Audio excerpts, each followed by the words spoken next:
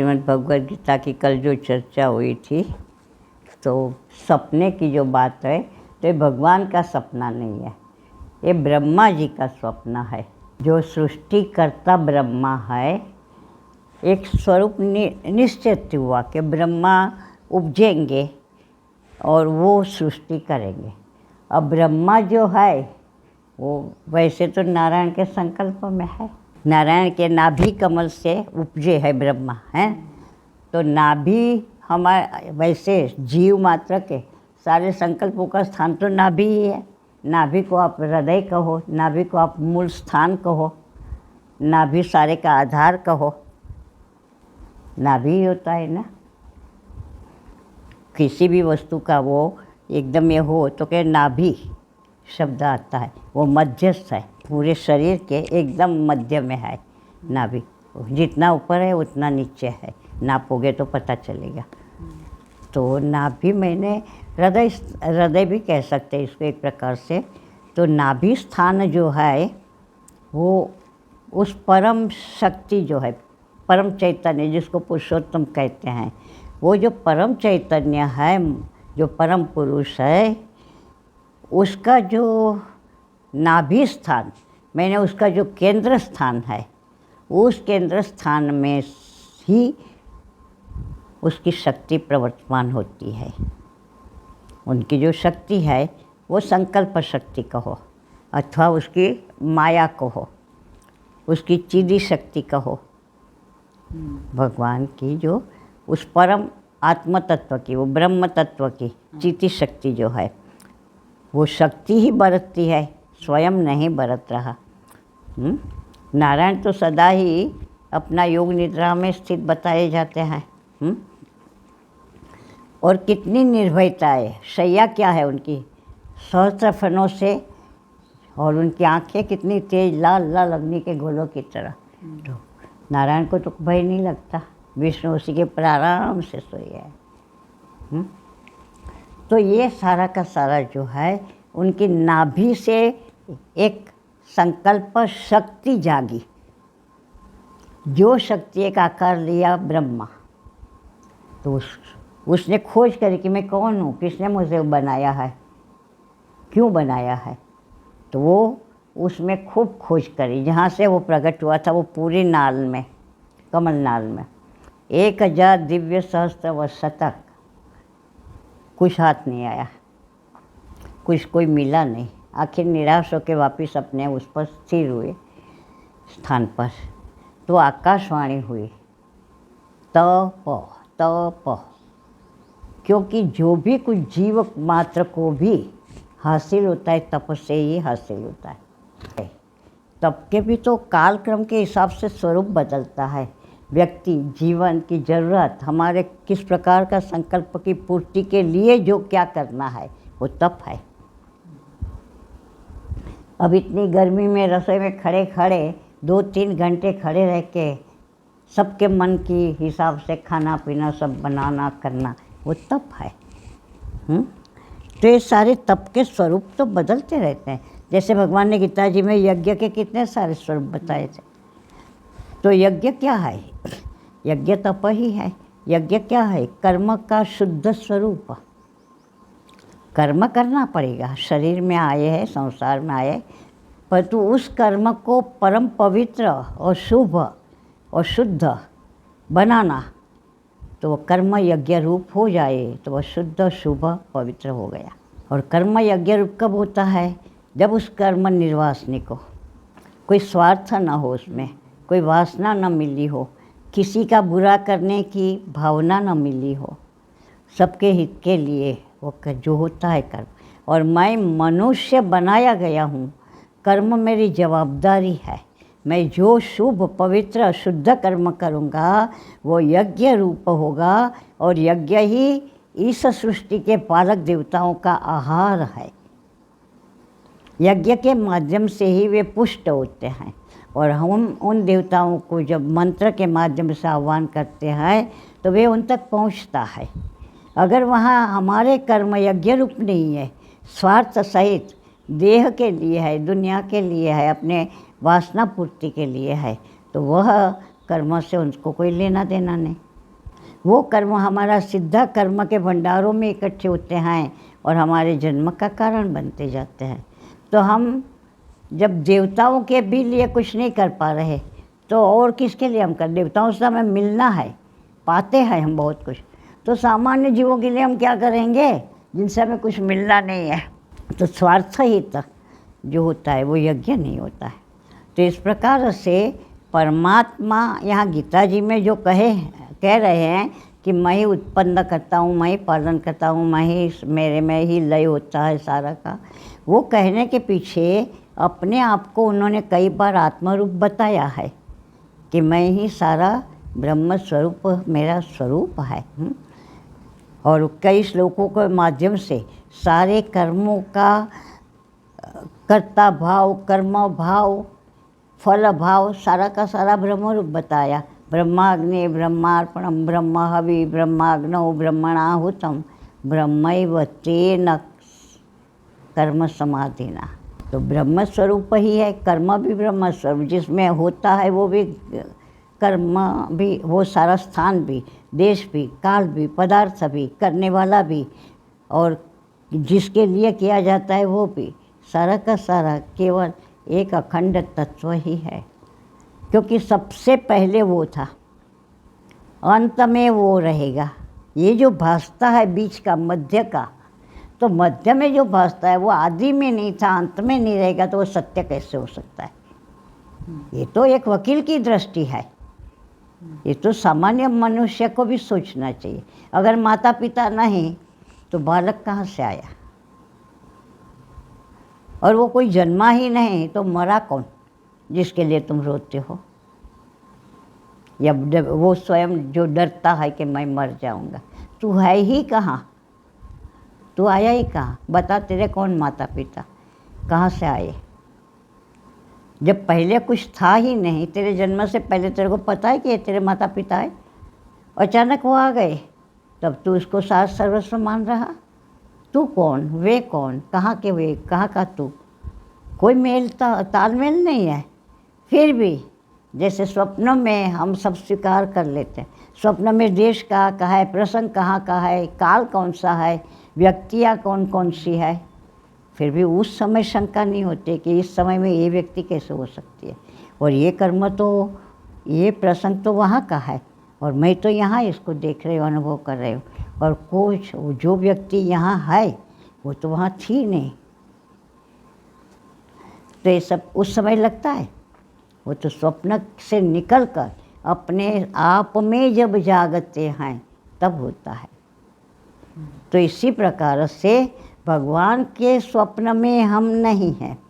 भगवान का जो एक स्फूर्ति, चैतन्य जो है, चैतन्य का एक स्वभाव है स्फूर्ति। स्फूर्ति मैंने उसमें ऊर्जा है, चैतन्य में जड़त्व नहीं है, चैतन्य में ऊर्जा है। तो ऊर्जा है इसलिए उसमें हलचल होगी, तो उसको स्फूर्ति शब्द कहा कि उसमें स्फुरण तत्व है, रहता ही है हमेशा। और स्फुरण ना होता तो सृष्टि तत्व हमारे सामने ना होती। स्फुरण रहित जो खालस ब्रह्म है उसमें कुछ भी नहीं है।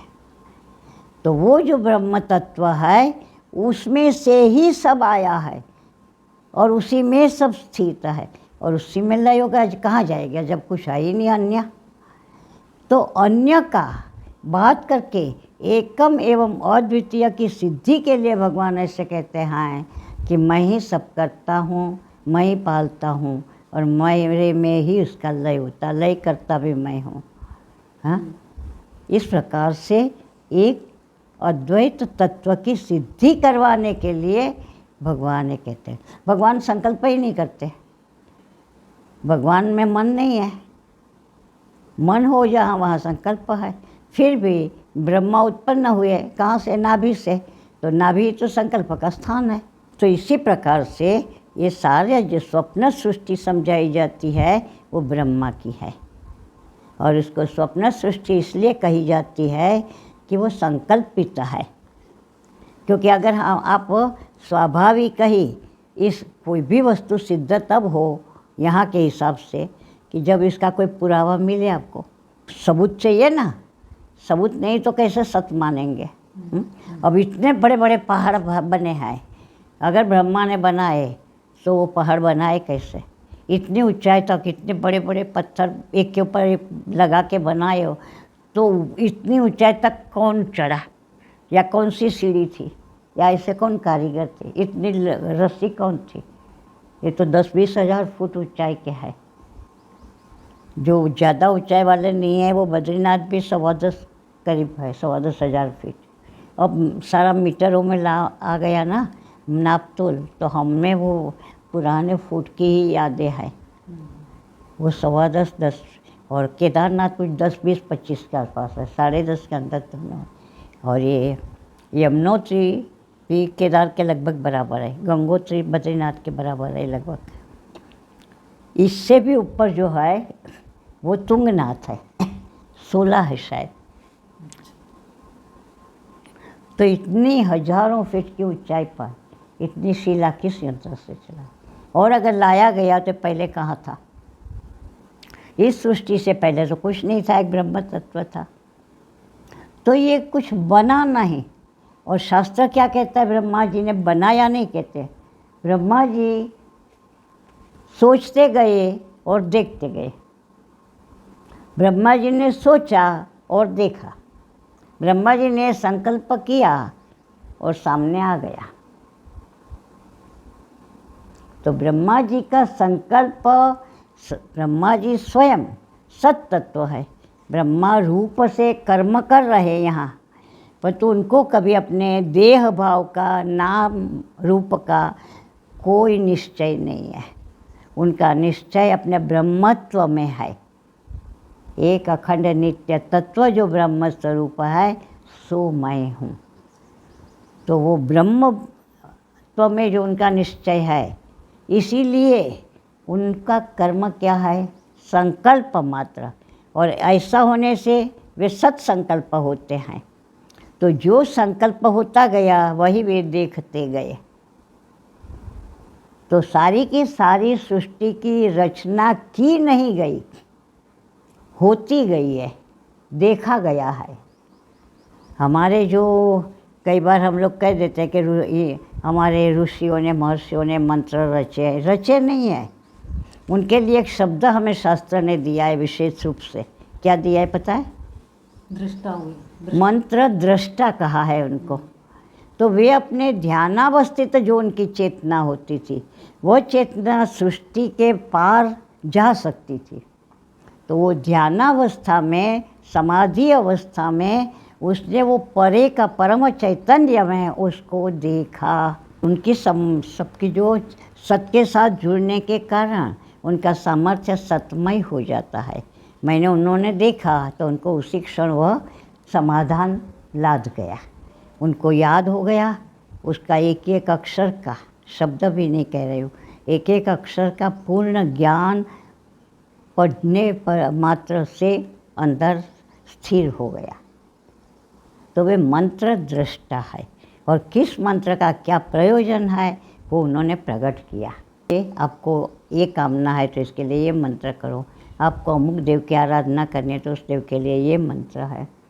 पहले हम बच्चे थे तो हमें थोड़ा सा ये लगता था असमंजस परी कथा जैसा, जैसे ये अपना कर्ण का जन्म, सूर्य मंत्र, और कुंती ने सूरज नारायण को आह्वान किया। उसने देखा कि ऐसे मंत्र से थोड़े देवता आ जाते हैं, तो उसने प्रयोग करने के लिए कि भाई ऋषि ने ऐसे ही बच्चे को बहकाने के लिए प्रसन्न हुए थे तो कुछ दे दिया मुझे, ऐसे थोड़े आ जाएंगे भगवान यहाँ स्वयं सूरज ने। तो उसने वो इसलिए एकांत में बैठ के किया मंत्र का प्रयोग जैसे बताया गया था, और सूरज नारायण साक्षात आ गए। तो उसने, वो तो डर गई, मुझे कुछ नहीं चाहिए, मुझे कुछ नहीं चाहिए, आप जाओ जाओ। तो कहते मैं आया हूँ तो खाली तो जाऊँगा नहीं, तुम्हें पुत्र दे के जाऊँगा। वो डर गई कि मैं कुंवारी हूँ, हमारी बदनामी हो जाएगी। नहीं, हम देवता है, हमारे पुण्य अशुद्ध नहीं होगी, तुम शुद्ध ही मानी जाओगी, पवित्र मानी जाओगी। तो इस प्रकार से हमें वो सब कहानी लगती थी। जब यहाँ बरसों तक शास्त्र सुना, अंदर से जो बुद्धि के मल साफ होते गए श्रवण मात्र से, उसकी समझ नहीं थी पर इसमें कितने सामर्थ्य है। अब ये साबु है, साबुन में क्या समर्थता, क्या समझ क्या है? वो कोई समझपूर्वक हमारा कपड़े का मैल साफ करता है? वो तो उसमें अपने में एक ऐसा गुण है कि वो कपड़े के ऊपर घिसते हैं और उसमें जो बल डाला गया है जिस प्रकार का, वो मैल उतारने का है।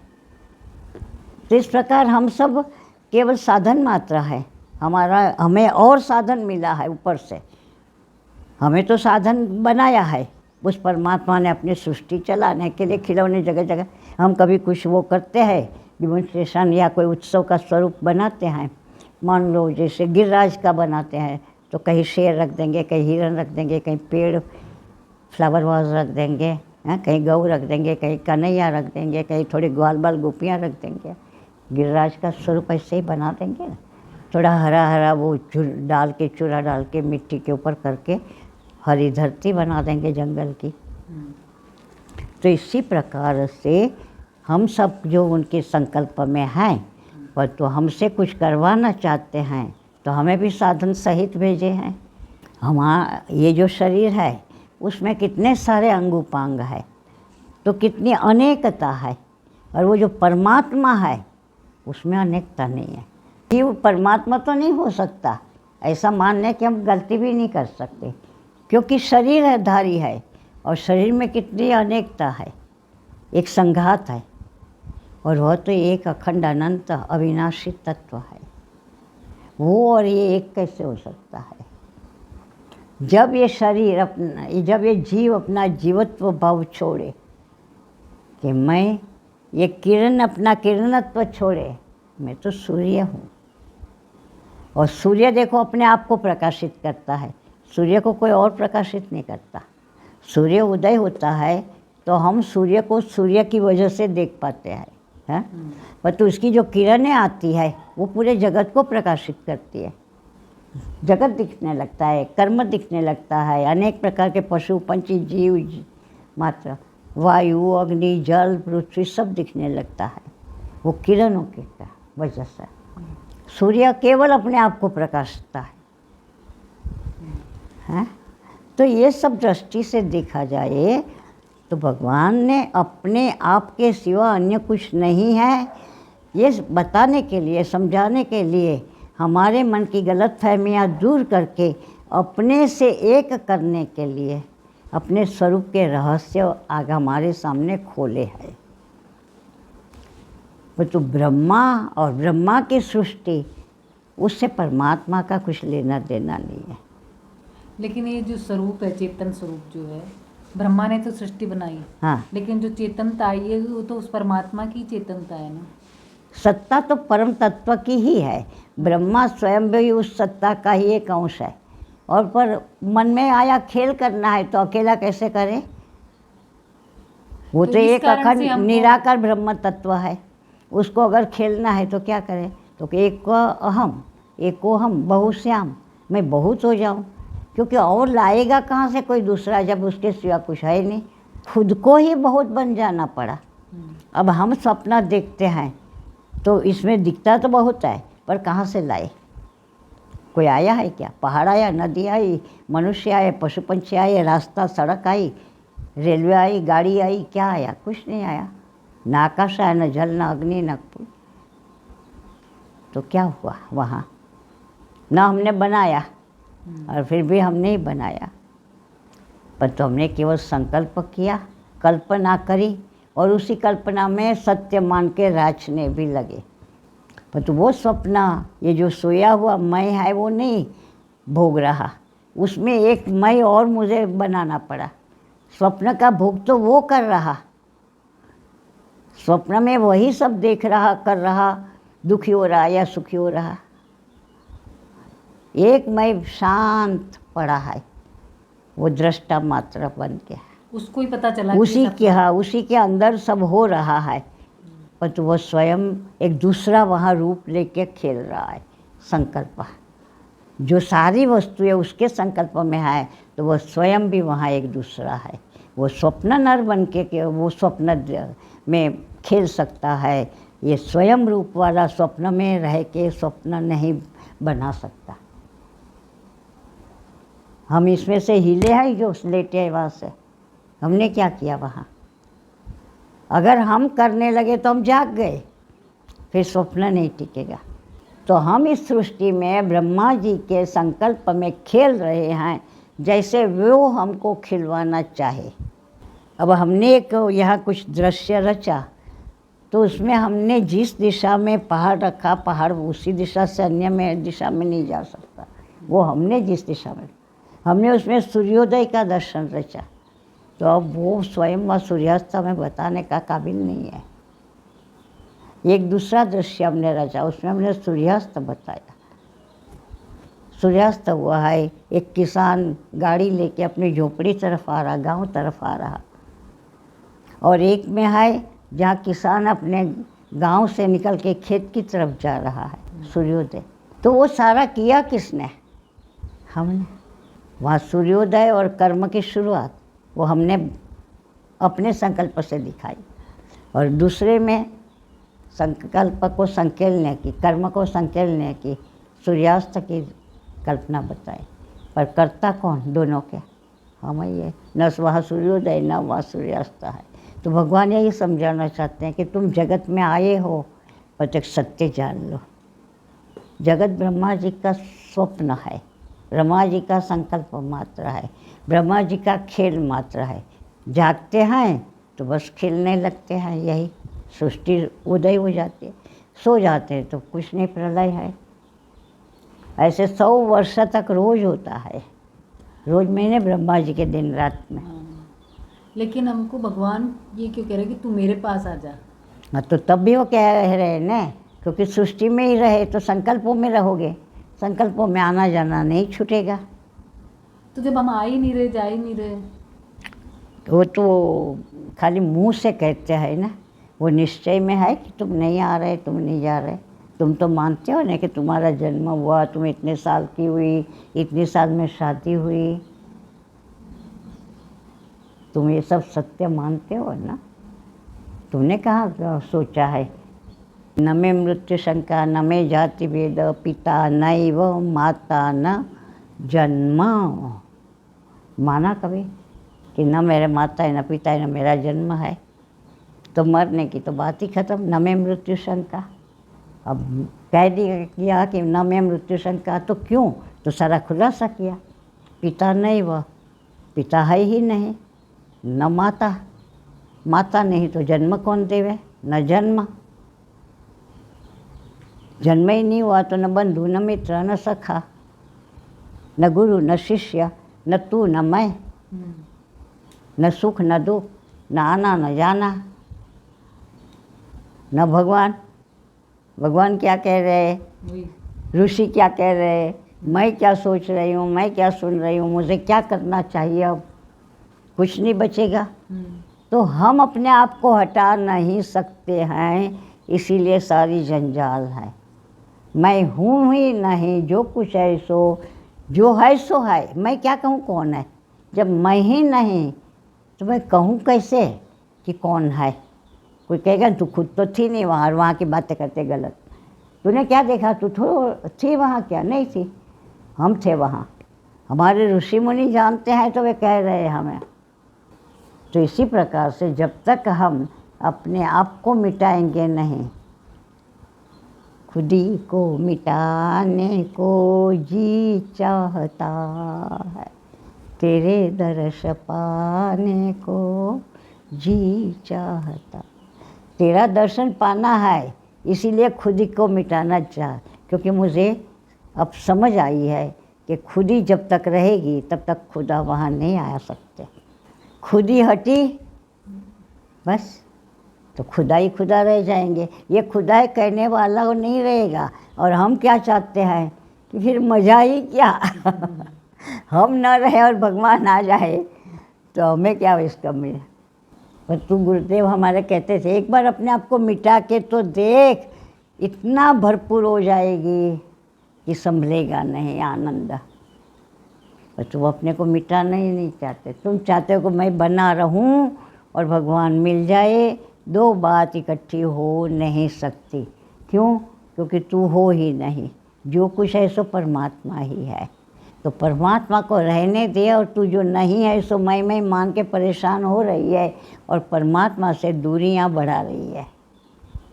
अपने आप को मिटाना, परमात्मा को पाना है। अपने आप को जो मिटाएगा, अब बूंद बूंद जो है, बुदबुदे जो हैं, वो मिल लेंगे तो आखिर जल में ही। पर वे अलग रह के जल को जानना समझना चाहे तो उनकी सत्ता ही क्या है। एक क्षण में हवा का एक झोंका आया, अरे बालक ने एक फूंक मार दी, उनका अस्तित्व खत्म है। ऐसे ही ये सृष्टि के कार्यक्रम में एक बड़ा बालक मृत्यु रूप कर दिया, तो छोटे बुदबुदों को कभी भी फूंक मार के ख़त्म कर देता है अस्तित्व उसका। तो सर्वप्रथम अपने अस्तित्व की ओर झांक के ही हम उस परम अस्तित्व को पा पाएंगे। पर हम अपने अस्तित्व को बनाए रखें, इसको बड़प्पन दिलवाना चाहें, वो तो हो नहीं सकता, और वहीं पर हम अटक जाते हैं। अपना नाश नहीं सहन होता।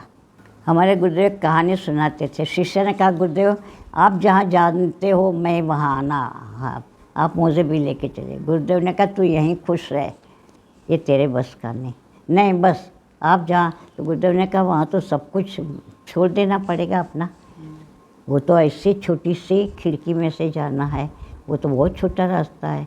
वहाँ तो वो जो कहेगा वो देते जाना पड़ेगा, वो जो मांगेगा। नहीं, मैं आपके साथ चलूँगा, जब आप जैसे करोगे मैं भी करूँ। तो ठीक है चल। जैसे वहाँ पहुँचे तो उसमें प्रवेश करना था, तो उसने कहा, अरे ऐसे नहीं जा सकते, हाथ कटवाओ पहले। गुरुदेव ने कटवा दी। वो तो बेचारा ये रहेगा, हाथ कटवा के कैसे होगा, कुछ काम कौन करेगा मेरा, मैं कैसे अपना पालन करूँगा। पर गुरुदेव के साथ जाना है तो कह भाई ऐसे ही जाने दे। नहीं, हाथ काटे बिना नहीं जा सकते। हाथ कटवाया, फिर अंदर गए, आगे दूसरा द्वार आया, दूसरी खिड़की आई, तो उसने कहा पैर कटवा लो तब अंदर जा पाओगे। गुरुदेव ने पैर कटवा लिया। अब ये बेचारा के पैर कटाव होगा तो कैसे पहुंचेगा वहाँ, मैं तो यहीं ढेर हो जाऊंगा। तो ऐसे घसीटते घसीटते हम कैसे पहुंचेंगे। तो समझ नहीं आई कि ना भाई, पैर के बिना कैसे पहुंचूंगा, हम तो भगवान से मिलने जाना है, तो पड़े रहो यहाँ, इस खिड़की से नहीं जाने दिया जाएगा। ठीक है, पैर कटवा लिया, एक एक अंग कटवाते गए सब। अंतिम खिड़की आई तो द्वारपाल ने कहा, इसमें से तो जाना है तो मस्तक कटवाना पड़ेगा, रखो यहाँ मस्तक। मस्तक कटवाओगे तो अंदर जा पाओगे मिलने। तो गुरु ने तो कटवा लिया, शिष्य के मस्तक कटवाना ये तो नहीं हो सकता, ये सब तो खोया, हाथ पैर आँख कान। अब मस्तक कटवाऊंगा तो मृत्यु, तो मरने के बाद किसको मिलना है। मैंने वहीं से लौट आया। ये बात है। मस्तक क्या है, अहंकार, मैं भाव। तो वो जब तक इस सीढ़ी से चोटी तक में आए तब तक कुछ बात बन नहीं सकती। तो इसको समझाने के लिए भगवान ने अपनी प्राप्ति के लिए कुछ प्रेम वश अनेक प्रकार से कहीं कुछ कहा कहीं कुछ कहा है, पर तो कोई एक दूसरे के विरोधी नहीं है। जब हम सोचेंगे ना तब पता चलेगा कि वे तो एक दूसरे की पुष्टि कर रहे, विरोधी नहीं है, पर हमारी समझ की कमी है। इसीलिए शास्त्रों के बारे में और इस वेदांत के सिद्धांतों को समझने के लिए या परमात्मा के गुण प्रभाव लीला विभूतियों को समझने के लिए कहीं भी बुद्धि के तर्क से हम समझना पाना हासिल करना चाहेंगे तो इसमें हम निराश ही रहेंगे, खाली हाथ रहेंगे। जो कहा आँख कान नाक सब मूंद के, जो कहा जैसे कहा वैसे ही है और मैं मानता हूँ। आप अंदर खुलासा होता जाएगा। क्यों खुलासा कौन नहीं होने देता? आपका अहंकार, आपके मन बुद्धि। वो पंचभूतात्मक शरीर से निकल के पंचभूतात्मक प्रकृति संसार से बाहर नहीं जा सकते। तो जो तत्व है वो जहाँ ये पंचभूतात्मक पूरा होता है उसके बाद तो अभी शुरू होता है। तो शुरू होता है तो आगे आगे आगे आगे कितना जाओ चाहो, वो तो इसके सहित नहीं जा सकते। पंचभूत वहाँ से आगे नहीं जा सकते अपने उस सीमा से। और हम पंचभूतात्मक शरीर के साथ, मन बुद्धि के साथ उसको पाना चाहते हैं। वो प्रथम, वो जो इसका आत्मषटक स्तोत्र जो है, उसमें सर्वप्रथम पंक्ति है ये, मनो बुद्धि अहंकार चित्तानि नाहम, मन बुद्धि चित्त अहंकार न अहम। अब ये गया तो बचा ही क्या, इसके माध्यम से तो इसकी पहचान तुमने बनाई है। तो वो पहले ही छेद उड़ा दिया है, बाद में फिर भी एक एक एक एक भूत है, 5 प्राण है, 5 शरीर है, पंचकोश है, ये सब का एक एक एक एक का क्या किया है, नकारात्मक भाव। मैं नहीं, मैं नहीं, मैं नहीं, मैं तो चिदानंद। पर तो अगर उसमें शून्य में चले जाओगे, जब कुछ नहीं, मैं भी नहीं, तो फिर क्या शून्य हो गया? नहीं, तूने जिसको पाना है वो शून्य नहीं है। ये जो शून्य है उसको तूने सत मान के सिर चढ़ा रखा है, उसको शून्य किए बिना तू उस पर सारे शून्यों का जो साक्षी है उसको नहीं देख पाएगा। तो हर तीसरी पंक्ति के बाद चौथी पंक्ति क्या करवा रहे, पुनरावर्तन। जो तू है, जो तेरा लक्ष्य है, जो तुझे पहुंचना है, जो तुझे पाना है, जो तुझे होना है, क्योंकि तू भूला पड़ गया है, तू वो है ही है, बनना नहीं है तूने, जानना है तूने। और वो जानने का ही बार बार पुनरावर्तन कराते हैं क्या, चिदानंद रूप शिवोहम शिवोहम, मनोबुद्धि अहंकार चित्तानि नाहम, न च प्राण संज्ञो। 5 प्राण नाम का जो है वो मैं नहीं हूँ, पंचभूत जो है सो भी मैं नहीं हूँ। मैं तो आनंद रूप, पर आनंद कैसा, अंधकार वाला नहीं है, चिद आनंद है। चिद कहते हैं ज्ञान को, चिद मैंने ज्ञान। परमात्मा अज्ञान में नहीं है, नहीं तो परमात्मा के समान आकाश भी है हर प्रकार से। परमात्मा से मिलता जुलता कोई उदाहरण तो दिया नहीं जाता कि उसको कैसे पहचाने। कुछ कुछ आकाश है, वो तो आकाश में जड़त्व है, ज्ञान नहीं है। अब ये आकाश है, इस आकाश में हम सत्संग कर रहे हैं ये नहीं पता इसको, पर तो उस चित्त तत्व को पता है कि यहाँ इस समय इस स्थान में मेरा एक विशेष ज्ञान का चैप्टर पढ़ा जा रहा है। मेरे लिए कोई अज्ञानी प्रयत्न कर रहा है, मुझे पाने की उसमें कुछ झंखना जागी हुई है, उसको कुछ अपने मनुष्य होने का अभी थोड़ा थोड़ा एहसास जागा है कि मनुष्य की विशेषता क्या है। तो मनुष्य की विशेषता जानने के लिए उसने कुछ सोचा है कि मुझे सत्संग, सत्शास्त्र और संत